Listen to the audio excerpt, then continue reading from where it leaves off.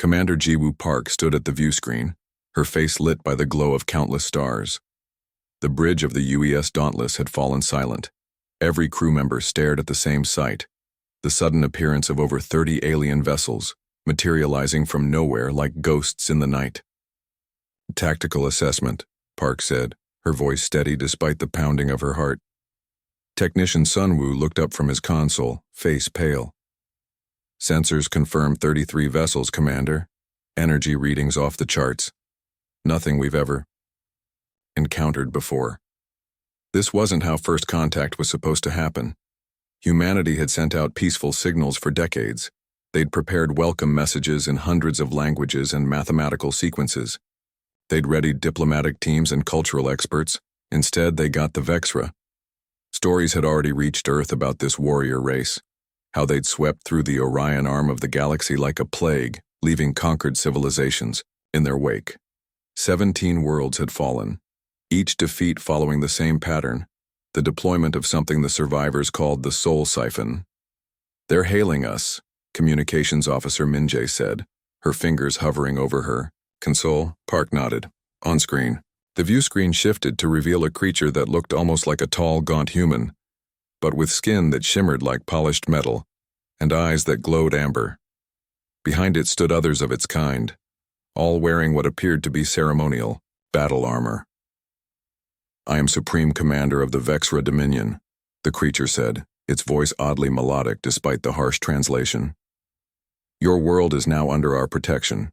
Surrender your defenses and prepare for integration." Park stepped forward. "I am Commander Park of Earth Defense. We welcome peaceful contact with all species, but we do not surrender to threats." The Vexra commander's expression didn't change. "You misunderstand. This is not a negotiation. We have conquered 17 civilizations with technologies far beyond yours. Our soul siphon weapon drains courage and will. Your soldiers will lose their desire to fight before they fire a single shot." The alien gestured to something off-screen. "Observe." The view screen split to show footage of an alien world where soldiers simply dropped their weapons and fell to their knees as a wave of purple energy washed over them. Their faces twisted in despair as all hope drained away. It was terrifying. It was meant to be terrifying. And yet Park felt something bubble up inside her. Something unexpected and entirely inappropriate for the gravity of the situation. She laughed. It wasn't planned. It wasn't diplomatic. It certainly wasn't strategic. But the sheer absurdity of the situation, these aliens appearing out of nowhere with their dramatic speeches and fancy light shows, it struck her as almost comical. Her laugh echoed across the silent bridge. The Vexra commander's glowing eyes widened slightly, the first real emotion it had shown. "You find your extinction amusing?" it asked, genuine confusion in its voice. Park composed herself. "I apologize. It's just that, well, if your ultimate weapon targets courage and will, you've come to the wrong planet. Humans have spent their entire existence staring into the abyss and making jokes about it." The Vexra commander stared at her for a long moment. Around Park, her crew shifted nervously, but she held the alien's gaze. "Your response is unexpected," the Vexra said finally. "It changes nothing. Prepare yourselves." The screen went dark. "They've cut communication," Minji reported. Park turned to face her crew. Their expressions ranged from terrified to determined, but none showed the panic the Vexra clearly expected. "Battle stations," she ordered. "Alert all Earth defense ships, and someone get me Admiral Hyunki on the line." As the crew scrambled to their positions, Lieutenant Do-hyun approached her. "Commander, that laugh, was that strategic?" Park shook her head. "Honestly, no. But maybe it should have been." She looked back at the view screen where the Vexra ships were taking up attack formations. "They don't understand us at all. Their weapon drains courage and will. Humans have been finding ways to laugh in the face of disaster since we huddled around fires in caves." The ship's AI announced incoming weapons fire. Park strapped herself into her command chair as the first shots illuminated the darkness of space. "You know what my grandmother used to say?" Park called out as the ship rocked with the first impact. "She said the universe has been trying to kill humans since day one, And we're still here because we're too stubborn to take the hint. A few nervous chuckles rippled through the bridge. They've launched their weapon, Sun Wu announced, his voice tight. The purple energy field, it's heading straight for us. Park gripped her armrests. All hands brace for impact. Whatever happens, remember who we are. Remember what we've already survived. The purple light washed over the view screen, bathing the bridge in an eerie glow. Park felt a strange sensation, like someone had turned up the gravity, making everything seem heavier, harder. For a moment, doubt crept in. Maybe resistance was pointless, maybe they should just give up. Then she remembered her grandmother's laugh. The way she'd cackle at disaster, at hardship, at pain. The way all humans did, really. Finding humor in darkness wasn't weakness. It was humanity's greatest strength. As the purple light faded, Park looked around. Her crew seemed tired. Some even slumped in their seats, but no one had abandoned their posts. Status report, she called out. I feel like I just pulled an all-nighter, Minji said, but I'm operational. Similar reports came in from around the bridge. Park smiled. Let's show these Vexra what happens when their ultimate weapon isn't enough. The purple energy field from the Vexra's weapon washed over the UES Dauntless like a tidal wave. Commander, Park braced herself, expecting pain or some overwhelming emotional drain. Instead, she felt a strange heaviness, like trying to run through water, but her mind remained clear. Around the bridge, her crew shook their heads as if clearing cobwebs. A few yawned. Some blinked rapidly, but no one collapsed in despair like the alien footage had shown. Status report, Park called out, straightening in her chair. Weapons operational, replied Gunner Junho, suppressing a yawn, though I could really use a coffee. Communications functioning, Minjae added, stretching her arms. I feel like I just pulled an all-nighter during finals week, but I'm good. Similar reports came in from across the bridge. The feared soul siphon had left the crew feeling tired, maybe a bit gloomy, but nowhere near the devastation the Vexra had promised.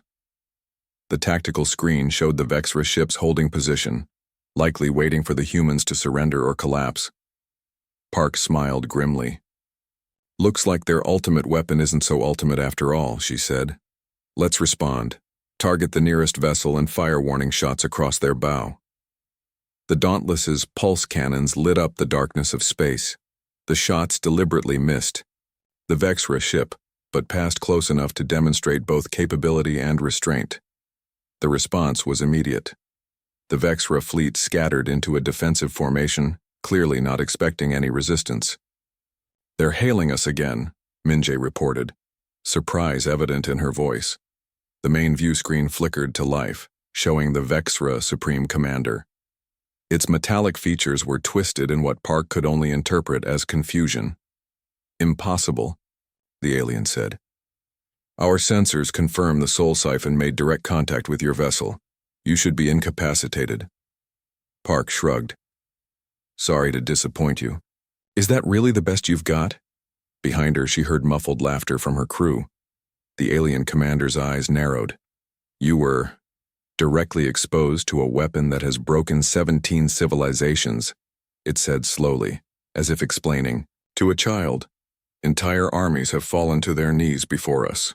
Maybe they weren't human, Park replied simply. The communication cut abruptly.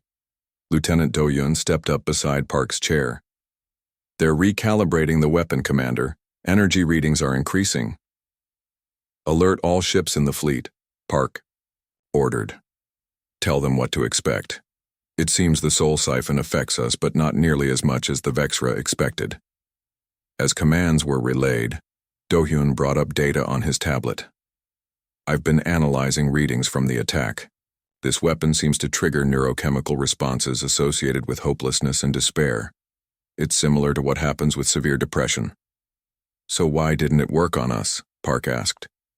Do-Hyun's eyes lit up with understanding. I think it's because humans are, well, frankly, we're weird. We've evolved with all sorts of psychological defense mechanisms. We make jokes at funerals. We find humor in disaster. When things get really bad, many humans default to gallows humor or absurdism. So the weapon works, Park said. But we're just, Used to feeling awful? Something like that, Do-hyun nodded. Most humans deal with some level of existential dread their entire lives. We wake up every day knowing we'll eventually die, yet we still get up and make breakfast. The Vexra weapon just gives us a bad day, not an existential crisis. A warning flashed across the tactical screen. The Vexra were powering up for another attack. They're targeting multiple ships now, Tactical Officer Sunwoo reported, and the energy signature is much stronger. All ships, brace for impact, Park ordered over the fleet channel. Remember, whatever you feel, it's just a bad day, not the end of the world. The enhanced soul siphon blasted forth, this time targeting Earth's entire defensive line. The purple wave washed over a dozen human ships. Park felt the sensation again, stronger this time, like a heavy blanket of sadness trying to smother her. She took a deep breath, focusing on the faces of her crew. "Still with me?" she asked. "Present and accounted for," Junho said, though his voice had lost some of its earlier energy. "Though I might need that coffee intravenously now." A weak chuckle rippled through the bridge. "Fleet status?" Park asked. "All ships reporting effects similar to ours," Minjae said. "The Kingston reports their crew is grumpy but functional. The Jung-hee says they're having an existential Monday." Park couldn't help but smile. So their super weapon basically gives humans a bad case of the Mondays? This time the laughter was stronger. The sensors beeped urgently. "Multiple Vexra ships advancing," Sunwoo reported. "They're launching conventional weapons now." They're frustrated, Park realized. They've never had to resort to Plan B before. The Dauntless rocked as energy blasts struck its shields. The UEU. Battle had begun in earnest now. "Return fire," Park ordered. "Defensive pattern Delta," and someone put on some music. "Music, Commander?" Minjae questioned. "Something upbeat," Park clarified. "If their weapon makes us sad, let's counter it." Moments later, an old Earth classic, "Don't Stop Me Now," began playing through the ship's comm system. The effect was immediate. Crew members straightened in their seats, a few even tapping along to the beat. As the human fleet engaged the Vexra ships, Do-hyun continued analyzing data from the Soul Siphon attacks. "It's fascinating," he told Park during a brief lull in the fighting. "Their weapon evolved to target species that hadn't developed psychological resilience. We're probably the first civilization they've encountered that lives with existential dread as a daily companion." "Lucky us," Park replied dryly. "Actually, yes," Do-hyun insisted. "Our history of hardship, war, disease, it's made us stronger, in ways the Vexra can't understand. Humans don't break under pressure, we adapt." As if to prove his point, tactical reports showed human ships performing increasingly well as crews adjusted to the Soul Siphon's effects. Some fleet captains had started running comedy clips over their internal systems. Others had begun informal competitions to see who could come up with the worst jokes about the situation. The Vexra, meanwhile, appeared increasingly disorganized. Their formations, initially perfect, had become ragged as their primary strategy failed. They don't have a backup plan, Park realized. They've never needed one before. She leaned forward in her chair, watching as the battle lines shifted in humanity's favor. "Send to all ships," she ordered. "Push forward. Show these aliens that humans don't just survive hardship, we thrive on it." 6 hours into the battle, the human fleet had not only survived but started gaining ground. The Vexra ships maintained their technological advantage, but their tactics had grown increasingly desperate and uncoordinated. They simply couldn't understand why their primary weapon wasn't working. On the bridge of the Dauntless, Commander Park reviewed the latest tactical updates. 3 Vexra vessels had been disabled, and the rest had pulled back to regroup. "They're trying to figure us out," she said, studying the enemy formation. "They've never had to think beyond their soul siphon before." "Commander," Minjae called, from communications. "You need to hear this. We've been intercepting transmissions between Vexra ships." She tapped a few controls, and a translated Vexra voice filled the bridge. "Subject species exhibiting abnormal neurological responses. Soul siphon contact confirmed, but target minds remain functional. Most disturbing, they appear to be engaging in humor rituals during combat."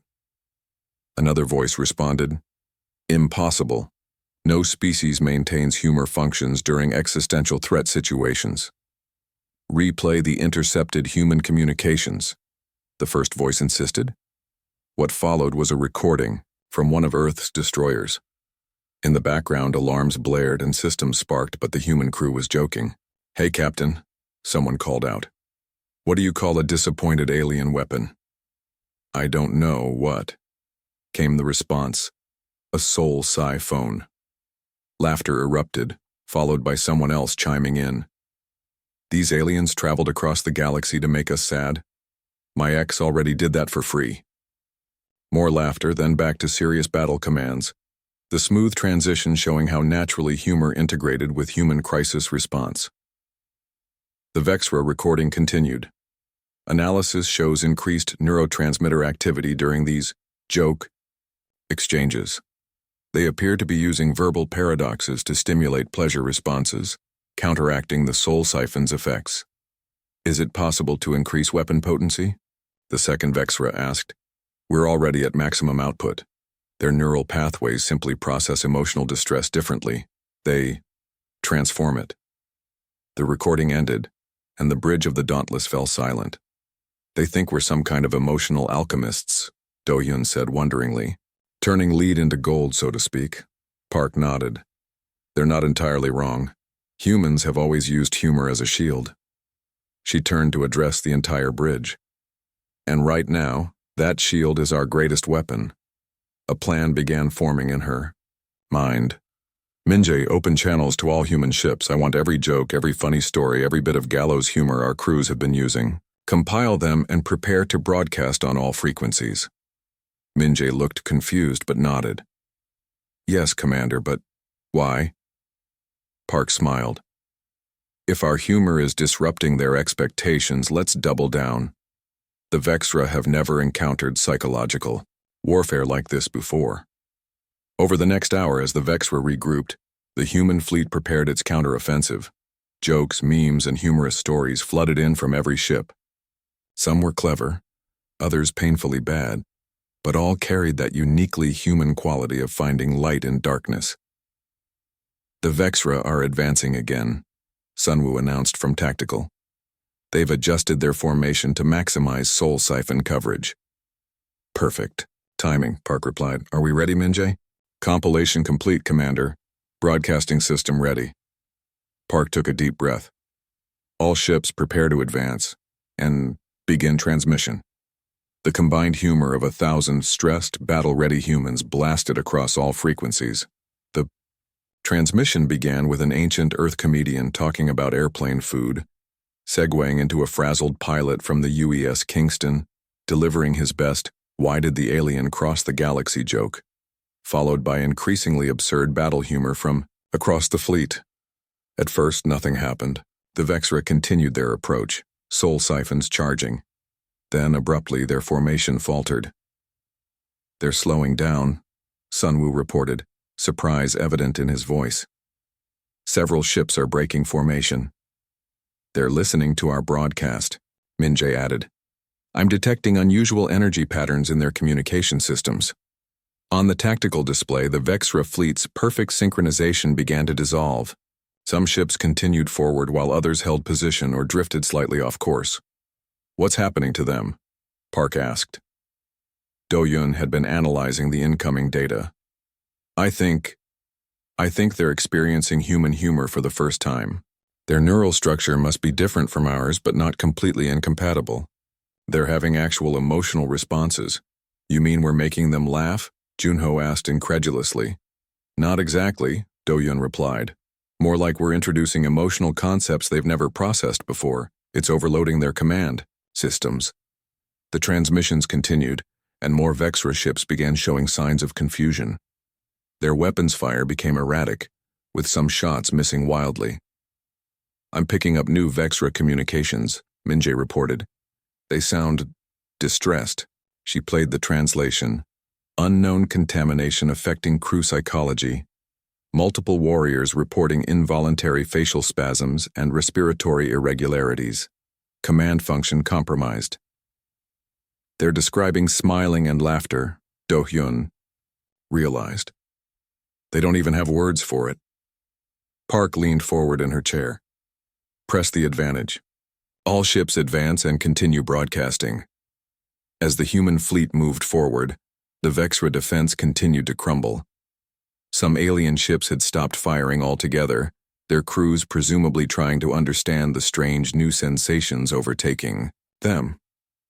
"Commander," Min-jae said suddenly, "the Vexra flagship is hailing us." The view screen activated to show the Supreme Commander, but something had changed. Its metallic features seemed less rigid, and its glowing eyes darted nervously. "Cease your psychological attack," it demanded. But the usual confidence was missing from its voice. "You are using unknown technology to infect our warriors." "No technology," Park replied calmly. "Just humanity being human." "Impossible. No species reacts to existential threats with—" The Vexra commander seemed to struggle for words.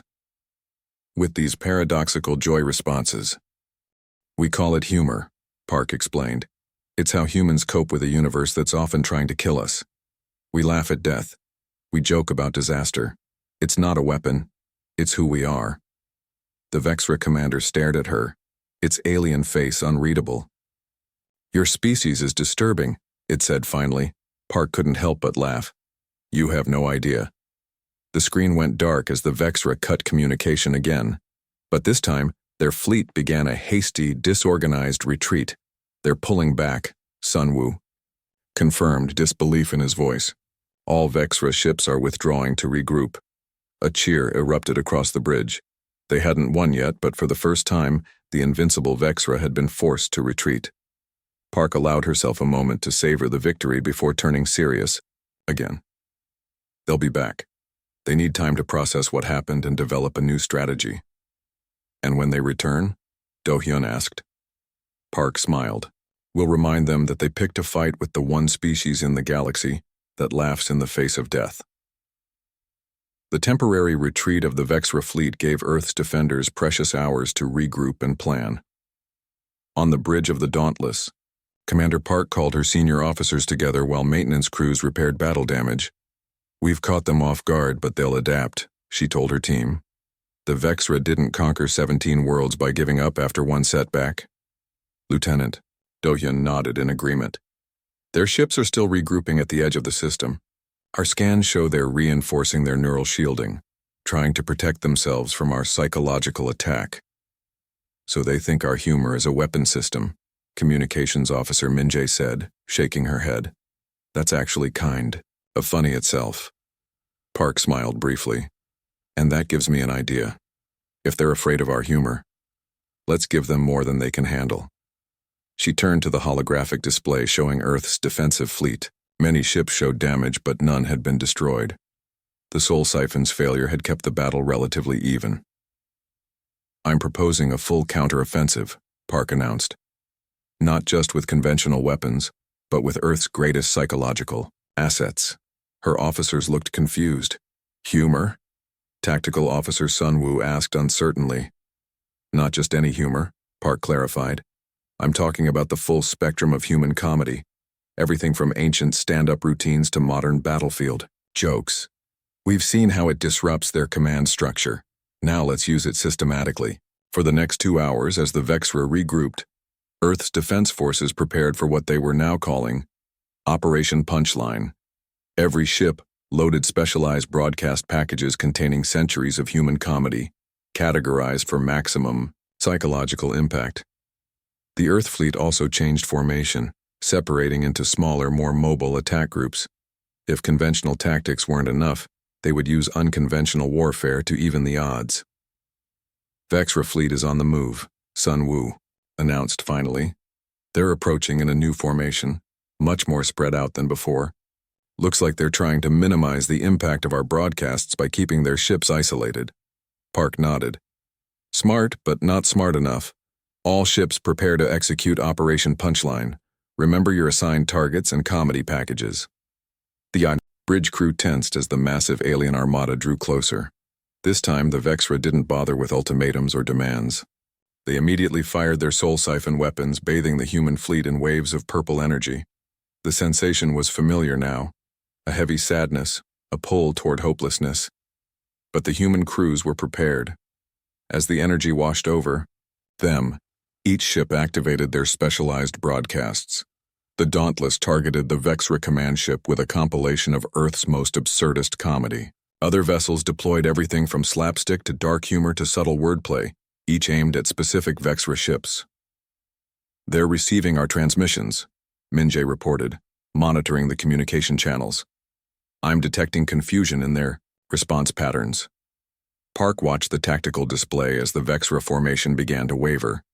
Some ships slowed, others drifted off course. The precise militaristic movement of the alien fleet was dissolving into chaos. "Now," Park ordered. "All attack groups move in." The human vessels surged forward, weaving through the disorganized Vexra formation. Pulse cannons and beam weapons fired with precision, targeting propulsion and weapon systems rather than attempting to destroy the alien ships outright. On the main view screen, Park watched as a nearby Vexra cruiser spun slowly, its engines disabled by a precise strike from the UES Kingston. The alien vessel's communication array was still active, broadcasting confused chatter. "Translation coming through," Minjay announced. "You're going to want to hear this, Commander." A Vexra voice, higher pitched than normal, filled the bridge, experiencing uncontrolled facial spasms and abdominal contractions. Multiple crew members unable to maintain battle focus. "Request immediate neural reset protocol." Another voice responded, "Denied. All medical units reporting similar symptoms. The human infection is spreading through the entire fleet." "They're not infected," Do-Hyun said wonderingly. "They're laughing. Some of them are actually finding our humor funny." Park leaned forward. "Can you isolate which comedy broadcasts are having the strongest effect?" Do-Hyun analyzed the incoming data. "Oddly enough, it's not what we expected. The slapstick and obvious physical comedy isn't doing much. But the wordplay, the unexpected punchlines, the absurdist humor, those are hitting them hard. It's like they've never encountered the concept of finding meaning in meaninglessness." Because they probably haven't, Park realized. The Vexra built their civilization on conquest and domination. Everything has to have a purpose, a function. The idea that something can be funny simply because it's ridiculous, that's completely alien to them. As the battle continued, the human fleet pressed their advantage. The Vexra still possessed superior technology, but their crews were increasingly distracted and confused. Some ships had stopped firing altogether, their weapon systems idle as the aliens tried to process the strange new emotions flooding through them. "Commander," Sunwoo called out suddenly. "The Vexra flagship is breaking away. They appear to be attempting retreat." "Not so fast," Park said. Tactical display. The holographic map showed the Vexra command ship accelerating toward the edge of the system, but 4 human vessels were already moving to intercept. "All ships, focus fire on the flagship's engines," Park ordered. "Disable, don't destroy." The human vessels closed in, their weapons concentrated on the fleeing alien ship's propulsion systems. Precision strikes tore through the Vexra flagship's engine housing, leaving it drifting in space. "We've got them," Sunwoo confirmed. "Vexra flagship is disabled." Around it, the rest of the alien fleet fell into disarray. Without central command, some vessels continued fighting while others attempted to retreat. The once mighty invasion force had been reduced to chaos. "Open a channel to the Vexra flagship," Park ordered. After a moment, the main view screen activated to show the Supreme Commander. The alien's metallic features were contorted in what Park now recognized as confusion and distress. "Your attack cannot succeed," the commander insisted, though its voice lacked conviction. "The Vexra cannot be defeated by nonsensical communication patterns. And yet here we are," Park replied calmly. "Your fleet is scattered, your flagship is disabled, and your crews are experiencing emotions they don't understand." The alien commander's glowing eyes narrowed. "What do you want?" "First, the complete withdrawal of your forces from Earth space," Park said firmly. "Then a conversation about how we move forward from here." "You expect the Vexra Dominion to negotiate?" "With prey?" Park smiled. "I expect you to recognize that we're not prey. We're something you've never encountered before, a species that found strength in its weaknesses, that turned vulnerability into power. The Vexra commander stared at her for a long moment. Around it, other aliens could be seen moving frantically, some making strange jerking motions that Park realized might be their version of laughter. "The Supreme Commander will discuss terms," the alien said finally. "But this is not surrender. This is tactical reassessment." Park nodded, maintaining her serious expression despite the victory unfolding around her. "Of course, we'll arrange a neutral meeting location."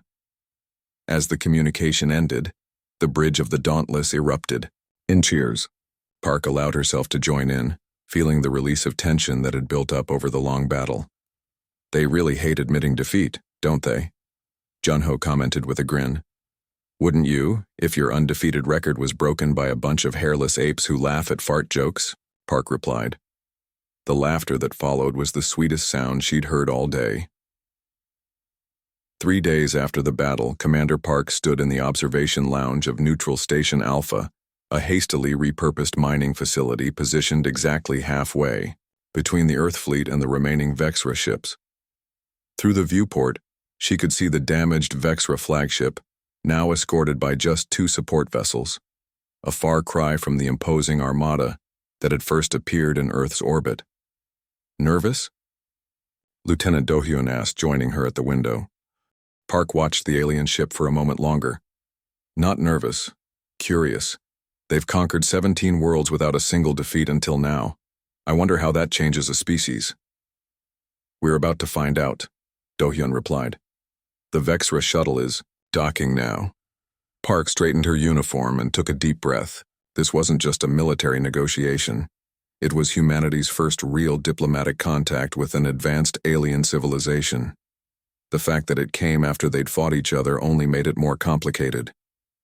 "Remember," she told her small team as they headed toward the meeting room, "they still don't fully understand human emotions or psychology. Keep it simple and direct."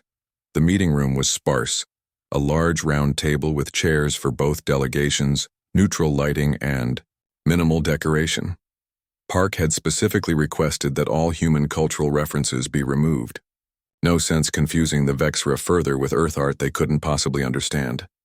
The door on the opposite side of the room slid open, and the Vexra delegation entered. The Supreme Commander led the way, flanked by what appeared to be scientific and military advisors. Up close, without the distortion of view screens, the aliens were even more striking. Tall and lean with metallic skin that shifted subtly with each movement, reflecting the light in hypnotic patterns. Park stepped forward. "Welcome to Neutral Station Alpha. I am Commander Jiwoo Park of Earth Defense." The Supreme Commander regarded her with glowing amber eyes. "I am Thesvor, Supreme Commander of the Vexra Dominion." It made a stiff gesture toward its companions. "My Chief Scientist Kelnar and Fleet Commander Drezkul." The introductions completed, both delegations took their seats. An uncomfortable silence fell over the room. Finally, Park spoke. "I think we should address the obvious question first. Why did you attack Earth?" Thesvor's expression remained unreadable. "We did not attack. We attempted to integrate your species into the Dominion as we have done with 17 others." "By force," Park pointed out. "By necessity," the alien countered. "Primitive species rarely understand the benefits of joining a galactic civilization until afterward." Park managed to keep her expression neutral, though she noted Do-hyun shifting uncomfortably beside her. "And these 17 other worlds, they're now happy members of your Dominion?" "They are productive," Thesvor replied. "Happiness is irrelevant." And there it was, the fundamental difference that had led to the Vexra's confusion during the battle. The concept that emotions mattered was apparently foreign to them. "For humans," Park said carefully, "happiness is not irrelevant. Neither is freedom, or choice, or humor. These things define us." The alien scientist Kelnar leaned forward. "Your species' response to the soul siphon remains unprecedented. No other encountered race has demonstrated such neurological resilience. How do you maintain cognitive function when exposed to emotional suppression?" Park glanced at Do-hyun, who nodded slightly. They had prepared for this question. Humans have evolved alongside suffering, Park explained. Our entire history is filled with hardship, war, disease, and disaster. But alongside that pain, we developed something unique, the ability to find joy even in darkness, to laugh at our own misfortune. Purposeless emotional response, Thesvor said dismissively. Not purposeless, Park countered. Survival. When reality becomes too painful to bear directly, humor lets us step back, see things differently. It creates distance between us and our pain. Kelnar made some notes on a device resembling a tablet. Fascinating. A psychological adaptation that renders our primary pacification technology ineffective. The third Vexra, Fleet Commander Drez Kuhl, spoke for the first time. It makes you dangerous, unpredictable. No species should be able to resist the soul siphon. Or maybe, Park suggested, no species should have to face the soul siphon in the first place. This comment created visible agitation among the Vexra. Their metallic skin rippled with subtle color changes, and they exchanged quick glances. The Dominion's methods have proven effective for countless cycles, Thesvor stated firmly. One anomalous species does not invalidate our approach. But it does complicate it, Park noted. You can't conquer Earth the way you conquered other worlds. Your primary weapon doesn't work on us, and while your technology is advanced, our fleet proved we can hold our own in conventional combat. The Vexra Supreme Commander stared at her for a long moment. What do you propose, human? Park had considered this carefully. Demanding too much could restart hostilities. Asking too little might invite future aggression. Peace, she said simply. Recognition of Earth and its colonies as sovereign territory not subject to Dominion control. In exchange, we're open to cultural and technological exchange, trade, and diplomatic relations. You wish to be allies? Thesvor seemed genuinely confused by the concept. Partners, at least, Park clarified. There's a whole galaxy out there. The Vexra have been exploring it longer than we have. We could learn from each other. The three Vexra conferred quietly in their own language, a series of melodic tones too complex for the translation system to process. Park waited patiently, giving them time. Finally, Thesvor turned back to her. Your proposal is unprecedented. The Dominion does not recognize equals, only subjects. Then perhaps it's time for the Dominion to evolve, Park suggested gently. Just as humanity had to evolve to survive our own violent history. Something changed in the alien commander's expression, a subtle shift that Park couldn't quite interpret. During the battle, Thesvor said slowly, many of our warriors experienced unfamiliar neurological responses to your transmissions. Some have continued experiencing these episodes, even after the exposure ended.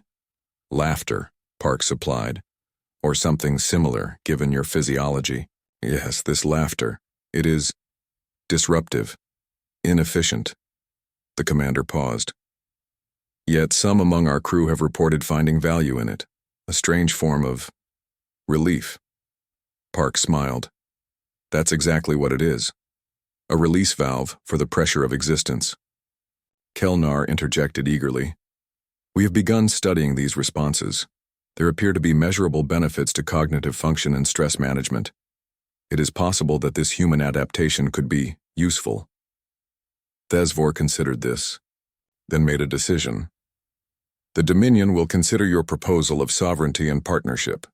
In exchange, we require access to study this human phenomenon further.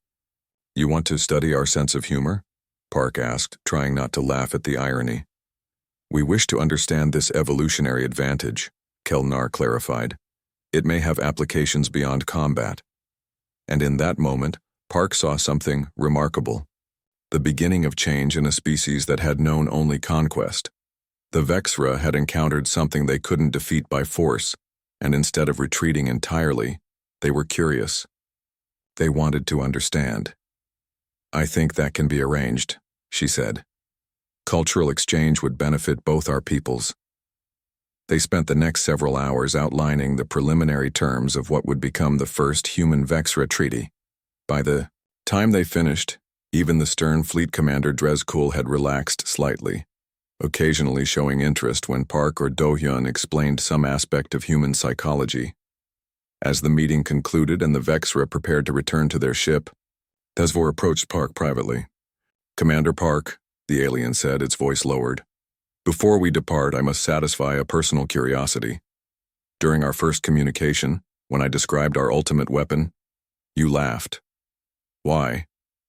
Park considered her answer carefully. "Because sometimes, when faced with something terrifying, laughter is the only reasonable response.